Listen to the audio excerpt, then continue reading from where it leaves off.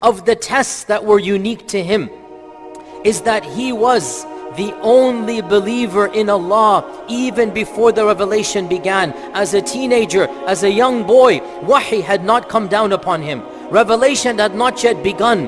His whole nation were idolaters. The world was a polytheistic society. But Ibrahim alayhi salam, as an 11, 12-year-old young child, he knew that idolatry was wrong. Not only did he know it was wrong, he stood up and he took a courageous stand. And he demonstrated the falsity of worshipping other than Allah subhanahu wa ta'ala. He challenged his entire nation of idolaters. He started with his own father. How painful that must have been for a child. He started with his own father, and he started with wisdom. He started with sound argumentation, and most importantly with compassion and akhlaq and adab and love. He was not argumentative. He was not arrogant. He tried to reason in a loving manner. Ya abati, my dear father, why would you worship that which is not going to benefit you or harm you? Ya abati, my dear father, you're worshipping false gods. Ya abati, my dear father, turn to Ar-Rahman.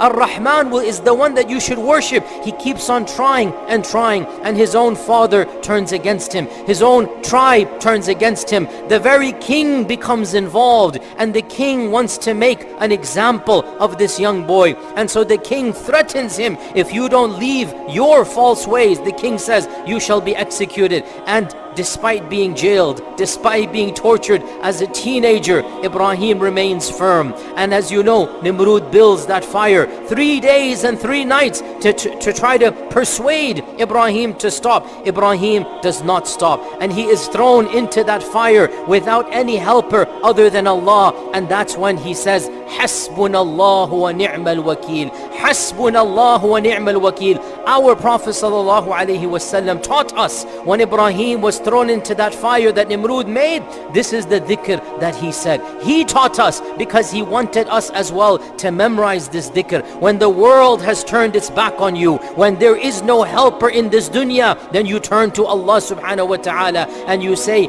Hasbunallahu wa ni'mal wakil. And when you demonstrate that iman and that tawakkul, then even the fire becomes a garden, and even the punishment of men becomes mercy from Allah.